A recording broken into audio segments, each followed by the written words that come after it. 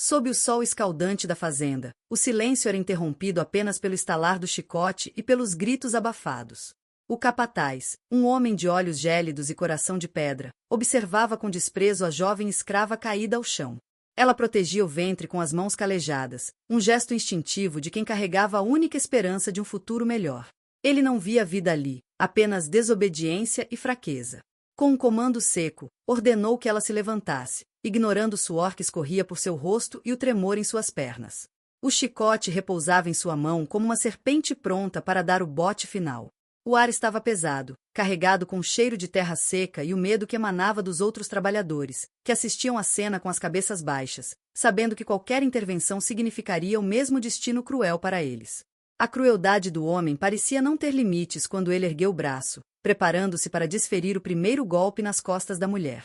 Ela fechou os olhos, sussurrando uma prece antiga, algo que sua mãe lhe ensinara sobre proteção e justiça divina. O capataz riu, um som rouco que ecoou pelas senzalas próximas, zombando da fé de quem não tinha nada além da própria alma. Ele deu um passo à frente, ajustando a postura para garantir que o impacto fosse devastador.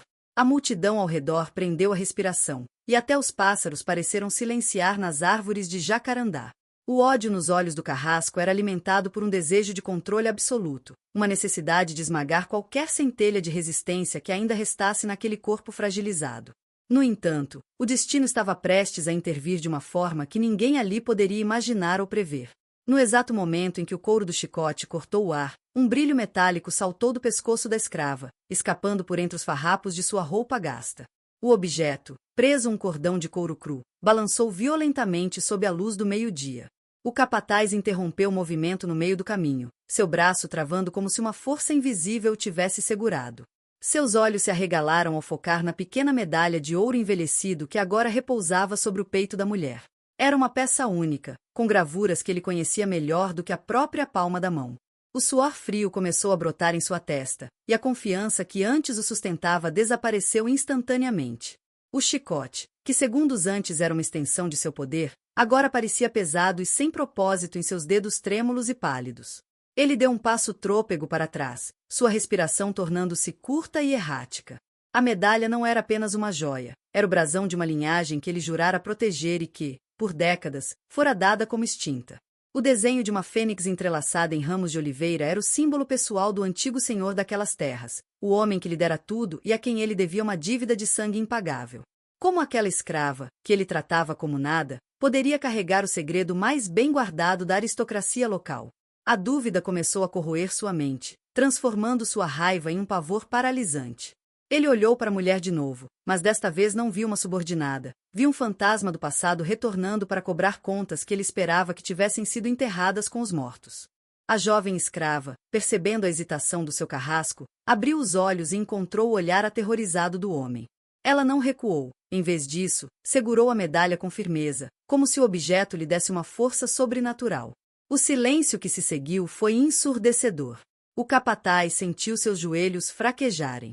Ele sabia que aquela joia só passava de pai para filho legítimo, usada apenas em situações de vida ou morte como prova de identidade. Se ela possuía aquilo, a história que lhe contaram sobre o incêndio na casa grande anos atrás era uma mentira deslavada.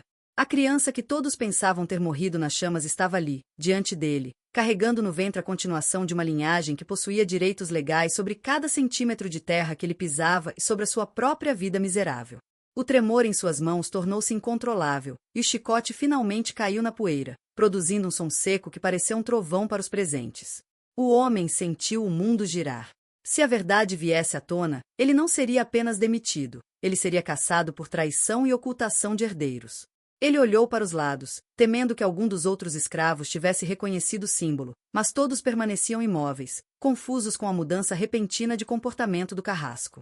A autoridade dele estava derretendo como cera ao sol.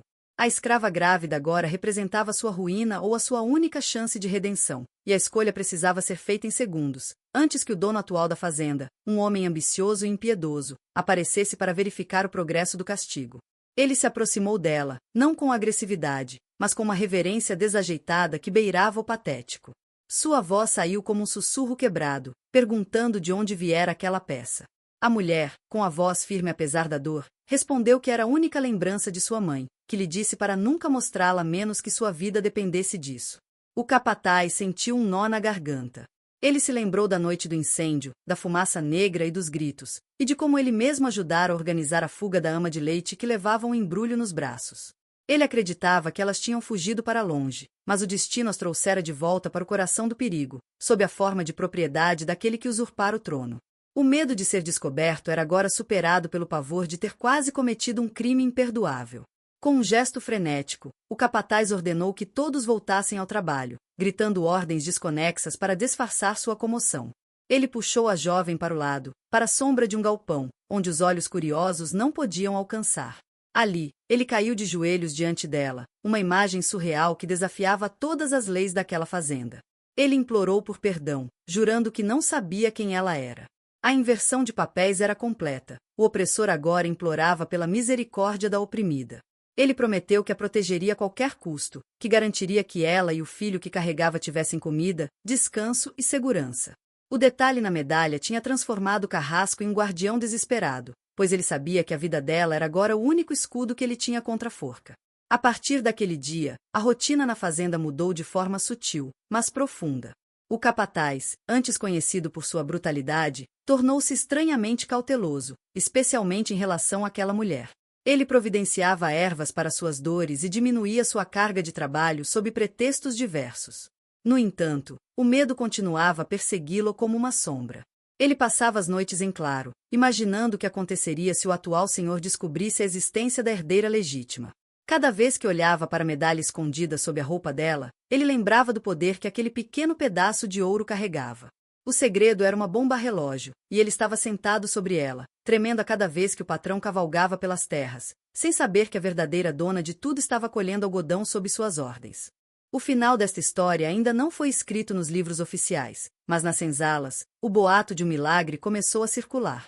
Diziam que a justiça de Deus se manifestara através de um objeto brilhante que fez o homem mais cruel da região dobrar os joelhos. A escrava grávida, mantendo seu silêncio digno, aguardava o momento certo para reivindicar o que era seu por direito, enquanto o capataz vivia seus dias em uma prisão de sua própria autoria, vigiado pelo medo constante de um detalhe que mudou sua vida para sempre. O poder não estava mais no chicote, mas na verdade escondido em um simples medalhão, provando que até os corações mais endurecidos podem tremer diante da luz da verdade e do peso de um passado que se recusa a ser esquecido.